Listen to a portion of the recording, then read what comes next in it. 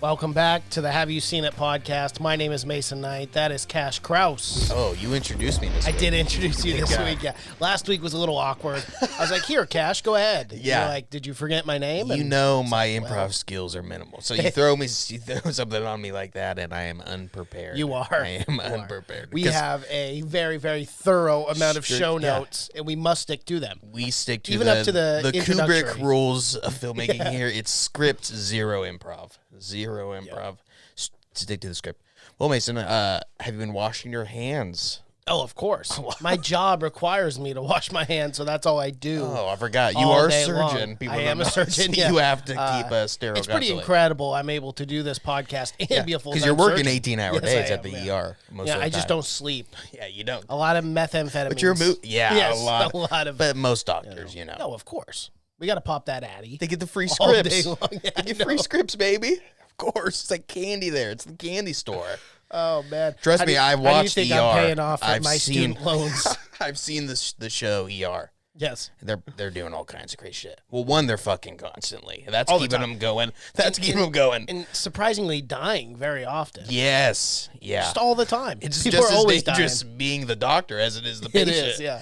It's like Grey's Anatomy. Yeah. Like, all those doctors are dead. Yeah. I don't want to work for that hospital. How many shootings has there been in Grey's Anatomy Hospital? Too many. I think per capita, it's a little suspicious. After 3, you get guards. Yeah. You get armed guards. You do. You have to. I just watched a YouTube. I've never seen a single episode of Grey's Anatomy, but I just watched a YouTube clip of the one episode where they have the shooter. Oh, yeah. Yeah, I don't know why. For some reason it was, but yeah, that's a wild hospital. That's like the Wild West there. Don't even go. Where's it? You're more likely to get shot in the hospital than outside of the hospital. Yeah. Like, here, let's patch you up. You try to leave the hospital. But but speaking of hospitals, though, we live in a crazy time and place right now because we are the only recorded corona death.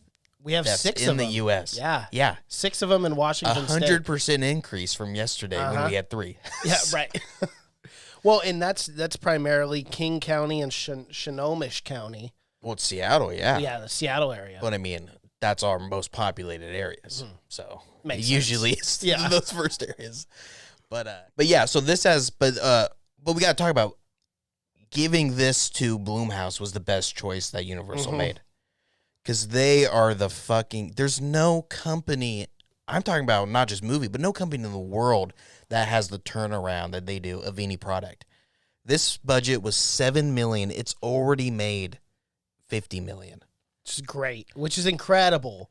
I mean, that this movie was only made for $7 million, but we had talked about this before the podcast. Yeah. It is so true, though, why it was so cheap. You got to pay your main stars, but the cinematography, where it would pan very slowly to like an empty room, but you would still get that feeling that the Invisible Man was there.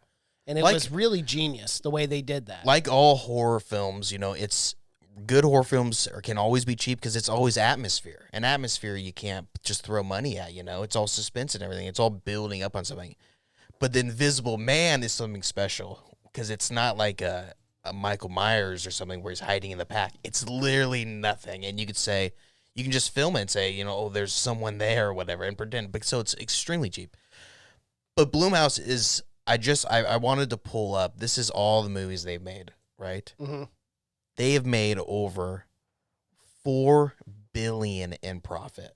Wow. Yeah, a total. They've made how many films? Since when? Since 2006? They've made 94 films for a total of $400 million.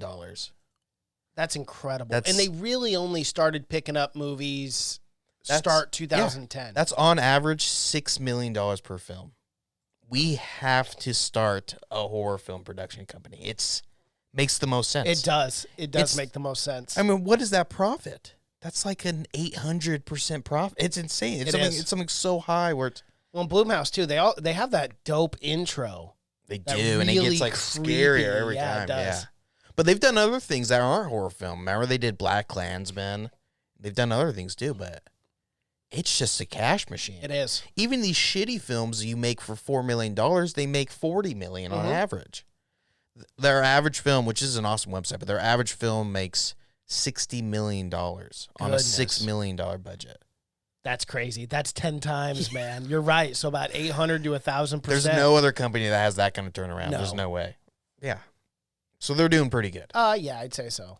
But they haven't changed anything. You know, they haven't like gone into start making $50 million budget movies or whatever. They stick to that $7 million on everything, no matter how big it is.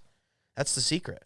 Yeah, Don't that's change. the formula right Yeah. there. Let's just come up with you and I. Let's put together $7 million, Yeah. and then we'll go make a turnaround. Oh, I got $3 million in my couch cushions. So, Ooh, yeah, wouldn't be saying that to too many people, my guy. but yeah, so I guarantee you. But yeah, it's the way to go for sure. It's just amazing what they're doing. I thought because a lot of their movies aren't great, but people go and see them anyways because they're better than everything else that's coming out. Well, and they obviously release these horror films for the most part at a appropriate time. Oh, when yeah. there's not a lot of films. You know, that's you're not one competing thing too that against they Star do. Wars or something. Yeah, exactly. Yeah, and they release them what? And they release when they know nothing else coming out. They release 2 movies in February. Fuck it. They might release more than 2. I know Fantasy Island was Blue Mouse. Fantasy. Yeah, that's rough. And I still think it made its money back. Though. It probably did. Without a doubt, it probably made its money back. But yeah, it's amazing. Well, let's dive into it, shall we? Yeah, let's do this. We already talked about it. It begins with her escaping the clutches of her abusive boyfriend, Adrian Griffin. And Griffin, he's a scientist in optics. That's just like the original Invisible Man. He was also a scientist in optics, and his last name was Griffin. I don't know if his first name is Adrian, but she's abusing this guy, but she drugs him, right, with diazepam, a sleeping pill. Mm-hmm. It's the way to do it. Yeah, if you're going to try to sneak out, you Especially if this guy is diazepam. super alert sociopath. Like he's always on a fucking level 10, just waiting for you to escape. Yeah, you got to drug that guy. But she drugs him up. She kind of messes with the cameras and whatnot because he's an inventor and he's a genius. Mm-hmm. So he lives in this awesome, and we got to talk about the house. awesome San Francisco, right on the fucking ocean. On the beach. Yeah, on the beach. Probably Like, an $80 million mansion. So this guy's got money, clearly. But she wants out. And I loved the intensity of like this whole scene, but then to hear the waves and how peaceful the waves are crashing behind her. Yeah. It was so weird because like the scenery, everything is so peaceful. Yet this scene is so incredibly intense. Well, the sound design and the score was way better than I thought it was going to be. Yeah. They used that kind of loud, that Godzilla, that really loud, and the same thing that Annihilation did also. They used that really well, and it works well for a horror film, but the score was awesome. But yeah, just the sound design in general. But